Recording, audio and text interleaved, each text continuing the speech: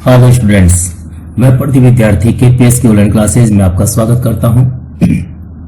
आज मैं आपको 9th क्लास की संस्कृत पुस्तक का पाठ नंबर 4 पढ़ाने जा रहा हूं। पाठ का नाम है कल्पतरु। ये पाठ वेताल पंचवंशति नामक ग्रंथ से लिया गया है, जिसमें मनोरंजक और एवं आश्चर्यजनक घटनाओं के माध्यम से जीवन मूल्यों का निरूपण किया गया है। इस कथा में हिमालय पर्वत के शिखर पर बसे कंचनपुर नामक नगर के राजा जिमुतकेतु के पुत्र जिमुतवाहन की उदारता का वर्णन किया गया है। तो शुरू करते हैं हमारा आज का पाठ, जो इस प्रकार है। अस्ति हिमवान नाम सर्वरत्न भूमि नगेंद्र है। हिमालय नामक समस्त रत्नों का उत्पत्ति स्थान पर्वतराज है। तस्य सानु उपरि विभाति कंचनपुरम नाम नगरम। उसकी चोटी के ऊपर कंचनपुर नामक नगर सुशोभित है। तत्र जिमुतकेतु इति श्रीमान विद्याधरपति वसति स्म है। वहां जिमुतकेतु नामक अत्यंत धनवान विद्याधरपति रहता था। तस्य गृहोद्याने कुलक्रमागत है कल्पतरु स्थित है। इस पंक्ति का अनुवाद इस प्रकार है। उसके घर के बगीचे में कुल परंपरा से प्राप्त कल्प वृक्ष स्थित था। स राजा जिमुतकेतु तम कल्पतरु आराध्य तत्प्रसादात च बोधिसत्वांश संभवम जिमुतवाहनम नाम है पुत्रम प्राप्नोत। इस पंक्ति का अनुवाद है। उस राजा यानी जिमुतकेतु ने उस कल्प वृक्ष की आराधना करके और उसकी कृपा से बोधिसत्व के अंश से उत्पन्न जिमुतवाहन नामक पुत्र को प्राप्त किया। तस्य सह जिमुतवाहन सह जिमुतवाहन महान दानवीर है सर्वभूतान अनुकंपी च अभवत। वह महान दानवीर और समस्त प्राणियों पर दया करने वाला हुआ। कौन? पुत्र। तस्य गुणहि प्रसन्न स्वसचिवश्च प्रेरित राजा कालीन संप्राप्त यौवनम तम युवराज्य अभिषक्तवान। इस पंक्ति का अनुवाद इस प्रकार होगा। उसके गुणों से प्रसन्न और अपने मंत्रियों से प्रेरित राजा ने समय से युवावस्था को प्राप्त उसका युवराज पद पर अभिषेक कर दिया। किसका? अपने पुत्र का।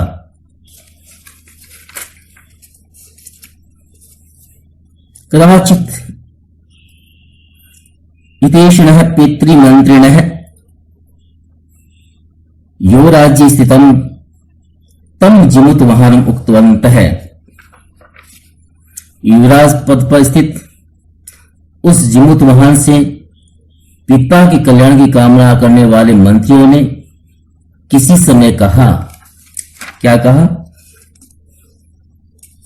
युवराज है यो हम सर्व कामाद कल्पतरु तव्योद्याने तिष्ठति स तव सदा पूज्य है। हे युवराज, जो ये समस्त कामनाओं को प्रदान करने वाला कल्प वृक्ष आपके बगीचे में है, जो बगीचे में आपका जो कल्पतरु वृक्ष है, स तव सदा पूज्य है, वह आपके द्वारा सदा पूजनीय है। अस्मिन् अनुकूले स्थिते सती शक्रु अपि अस्मान भूदितम न शक्नुयात इति। इस पंक्ति अनुवाद इस प्रकार है। इसके अनुकूल स्थिति में रहने पर इंद्र भी हमें बाधा नहीं पहुंचा सकता। अब आगे बढ़ते हैं। एतत् आकर्ण्य जिमुतवाहन अचिंत्यत। यह सुनकर जिमुतवाहन ने मन में विचार किया। अहो ईदृशम अमर पादपम प्राप्यापि पूर्व ही पुरुषै अस्माकं तादृशं फलम किमपि न प्राप्तम। अरे आश्चर्य की बात है, इस प्रकार की अमर वृक्ष को प्राप्त करके भी हमारे पूर्वजों ने उस प्रकार का कोई फल प्राप्त नहीं किया। किंतु केवलम केशत देव कृपण ही कश्चित अपि अर्थित है। इसका मतलब हुआ किंतु केवल किन्हीं कंजूसों द्वारा कुछ धन ही मांगा गया। तद अहम अस्मात् कल्पतरो अभीष्ट साध्ययामि। अर्थात इस पंक्ति का अनुवाद होगा, इस प्रकार विचार करके अब उसने क्या कहा सुनिए, तब मैं इस वृक्ष से मन की इच्छा को पूरी करूंगा। इस पंक्ति का अनुवाद ये हुआ। आगे बढ़ते हैं। एवं आलोच्य से पितु अंतिकम आगच्छत है। इस प्रकार विचार करके वह पिता के पास आया और आकर कुछ सुख से बैठे हुए पिता से क्या कहा सुने, निवेदन किया, वो सुनिए। एवं आलोच्य से पितु अंतिकम आगच्छत, अब अपने पिता के पास आया।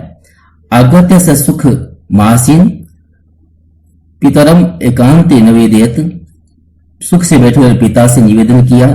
तात तुम तू जानासी अहम यदस्मिन् संसारे सागरे शरीरम इदम सर्वधनम विचित्तवतः चंचलम। आप उस बेटे ने अपने पिता से निवेदन किया, वो सुनिए। आप तो जानते हैं कि इस संसार सागर में आजीवन समस्त धन तरंगे एक दिन नष्ट हो जाएगी, अस्थिर है। यानी धन रूपी तरंगे अस्थिर रहती है, एक दिन नष्ट हो जानी है, यानी धन नष्ट हो जाना है। एक है परोपकार एवं अस्मिन् संसारी अनश्वर है, यो युगांतर पर्यंतम यश प्रसूते। केवल एक परोपकार ही इस संसार में नष्ट न होने वाला है, जो युगों तक यश उत्पन्न करता रहता है। यानी कि धन तो नष्ट हो सकता है, लेकिन किया गया उपकार कभी नष्ट नहीं होता है। इसलिए पिताजी, मैं इस पृथ्वी पर उपकार करना चाहता हूं, अपने राज्य के लोगों पर उपकार करना चाहता हूं।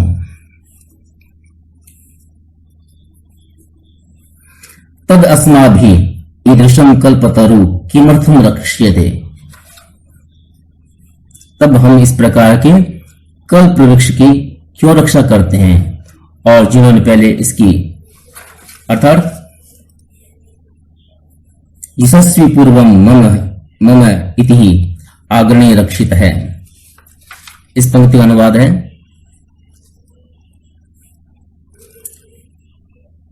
तब हम इस प्रकार के कल्प वृक्ष की रक्षा क्यों करते हैं, और जिन्होंने पहले इसकी मेरा इस प्रकार का आग्रह पूर्वक रक्षा की थी, वे इस समय कहां गए। तेसां कस्याम यशश्च पूर्वम मम इति आग्रह रक्षित है। मेरा कहकर इसकी जो रक्षा करते थे, ते इदानीं कुत्र गतः, वे सब कहां गए। तेसां कस्याम है, वो कहां गए। अस्य वाक्यते, वे कहां गए और वह समय कहां गया। उनमें से ये किसका है, अथवा वे किसके लिए कौन है, इस प्रकार का विचार किया। तस्मात् परोपकारिक फल सध्ये त्वत्ज्ञः अहम कल्पपादम आराध्यामि। इस प्रकार, इस कारण से एकमात्र परोपकार के फल की प्राप्ति के लिए आपकी आज्ञा से इस कल्प वृक्ष की मैं आराधना करूंगा।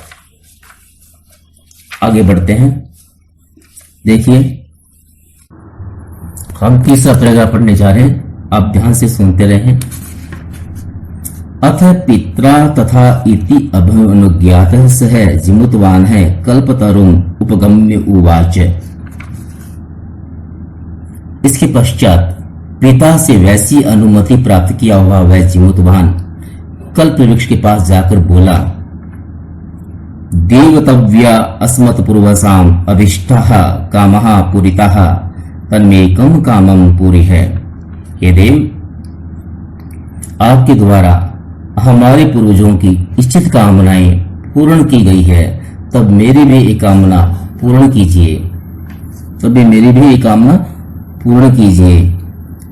एववादिनी जिमुतवहानी त्यक्ता सत्वा ऐसो अहम यतो अस्मि इति वाक तस्मात् तरहो उद्भूत। जिस प्रकार से पृथ्वी को गरीबी से रहित देखूं, देव वैसा कीजिए।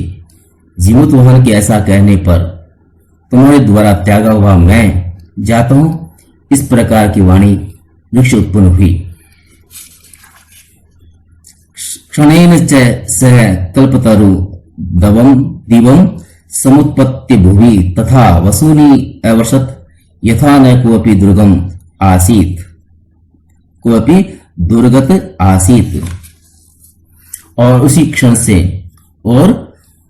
क्षण में उस उत्पन्न कल्प वृक्ष से स्वर्ग को उड़कर पृथ्वी पर इस प्रकार की धन की वर्षा की जिसे कोई भी गरीब नहीं रहा था।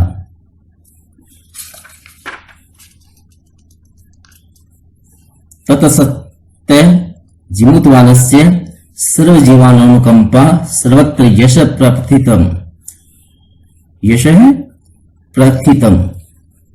इस प्रकार इसके पश्चात उस जीवित वाहन का समस्त जीवों पर दया करने के कारण उसका यश चारों तरफ फैल गया और वह प्रसिद्ध हो गया। इसी के साथ हमारा ये पाठ समाप्त होता है। उम्मीद करता हूं आप घर पे निरंतर पढ़ रहे होंगे, याद भी कर रहे होंगे और लिखित कार्य को भी पूर्ण कर रहे होंगे। आप शीघ्र अपनी नोटबुक में इस पाठ के प्रश्न उत्तर भी लिखेंगे और समस्त जो कॉपियां, जो नोटबुक आपने चेक नहीं करवाई है, वो विद्यालय की सूचना के अनुसार चेक करवाते रहें, ताकि जब स्कूलें खुलें तो आपकी काफी पढ़ाई हो चुकी हो, ऐसी मैं आशा करता हूं।